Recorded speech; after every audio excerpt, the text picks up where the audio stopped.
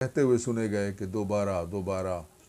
آپ کے بعد پاکستان کے مشہور شاعر و صحافی ارمان عثمانی کو دعوت سخن دی گئی، جنہوں نے محفل مشاعرہ کو لوٹ لیا۔ ہر طرف سے داد و تحسین کی صدائیں آ رہی تھیں۔ ایک رند کے جذبات کو محسوس نہ کرنا، تم میری کسی بات کو محسوس نہ کرنا، میں آج اچانک تمہیں رستے میں ملا ہوں، رستے کی ملاقات کو محسوس نہ کرنا۔ آپ کے بعد ملتان ڈویژن کے نوجوان شاعر پروفیسر ساحر رومانی تشریف لائے۔ بجھتا ہوا دیا یہ سزا دے گیا مجھے، میں شعلہ جنوں تھا ہوا دے گیا مجھے۔ آپ کے بعد اقبال ارشد کو پکارا گیا۔ اقبال ارشد کے کلام نے ندیم اور ساحر کی یاد دلا دی۔ زندگی ویران چہروں کا فسانہ بن گئی، وقت بے آواز ہونٹوں کی کہانی ہو گیا۔ آپ کے بعد سٹیج سیکرٹری رضا ٹیوانا کہ جن کے دم سے مظفر گڑھ کی ادبی محفلوں کو رونق ملی ہے، یوں گویا ہوئے: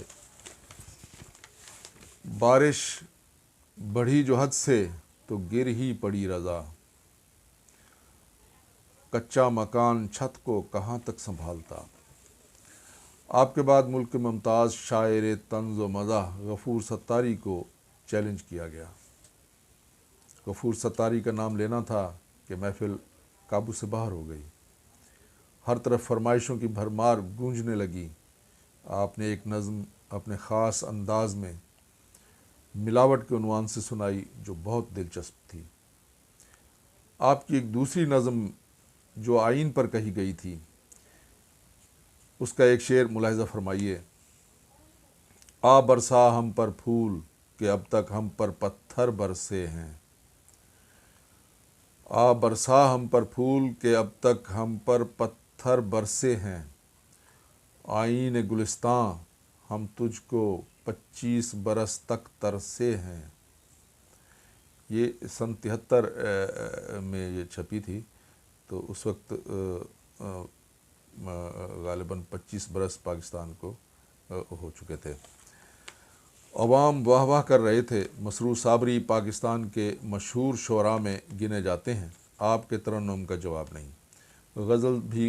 غزل بھی خوب کہتے ہیں اور فرمائشوں میں گھرے رہتے ہیں۔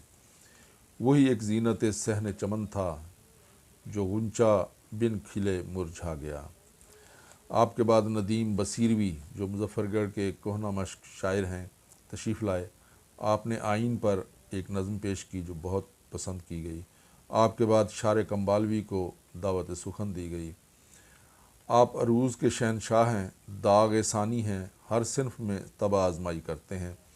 دبستان لکھنؤ و دہلی سے گہرا تعلق ہے۔ آج روشن در و دیوار نظر آتے ہیں، کامرانی کے یہ آثار نظر آتے ہیں۔ آپ کے بعد کشفی الاسدی مہمان خصوصی تھے۔ ملک کے اس مقتدر صحافی، پاک و ہند کے مشہور شاعر کو زحمت سخن دی گئی۔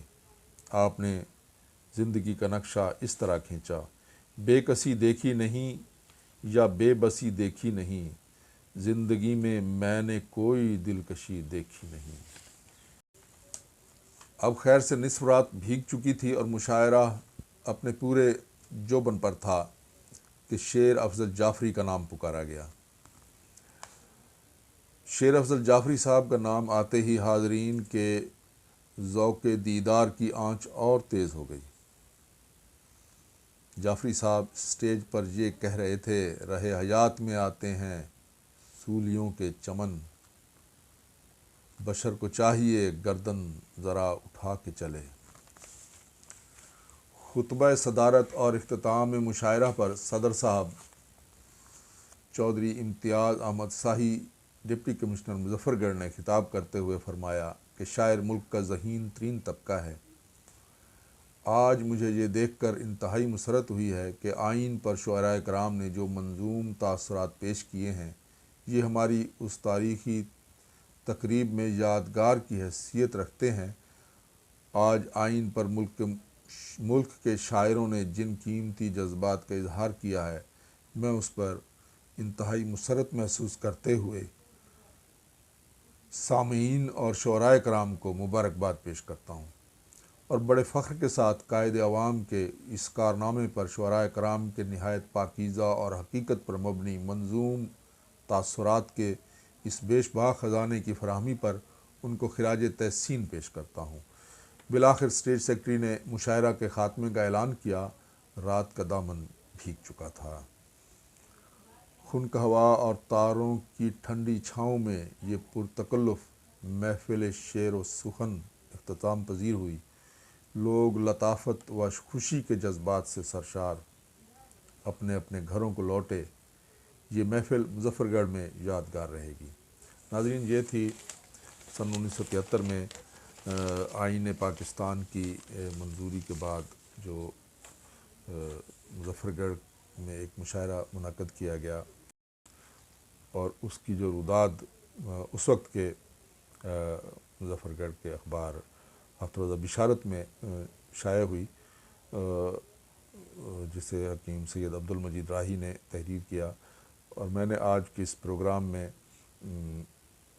اس مظفر گڑھ کی زرخیز دھرتی کا ایک رخ آپ کو پیش کیا کہ جب مظفر گڑھ میں مشاعرے منعقد ہوا کرتے تھے، اور مظفر گڑھ ادبی تقاریب کے حوالے سے کسی طرح بھی پاکستان کے دوسرے جو مراکز ہیں ادب کے، ان سے کسی طرح بھی کم نہیں تھا۔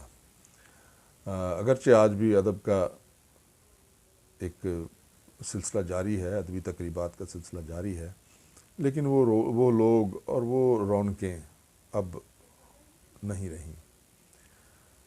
جناب کشفی الاسدی، جناب مخدوم غفور ستاری، حکیم سید عبدالمجید راہی، جناب رضا ٹیوانہ اور ان جیسے اور بہت سارے شعراء کرام اب اس دنیا سے جا چکے ہیں۔ نئی جو پود ہے، جو نئے شعراء کرام ہیں، وہ اپنے تئیں ادب کی آبیاری کے لیے مصروف ہیں۔ بہرحال ان کی ستائش بھی ضرور کرنی چاہیے، اور ان ادبی غنچوں کو مزید پھلنے پھولنے کے لیے سرکاری سرپرستی کو بھی آگے ہونا چاہیے کہ یہ بھی ایک ضروری امر ہے۔ آپ کا شکریہ۔ آئندہ پروگرام سے جو ہے انشاءاللہ آپ سے ملاقات ہوگی۔ جمشید ستاری کو اجازت دیجیے۔ اللہ حافظ۔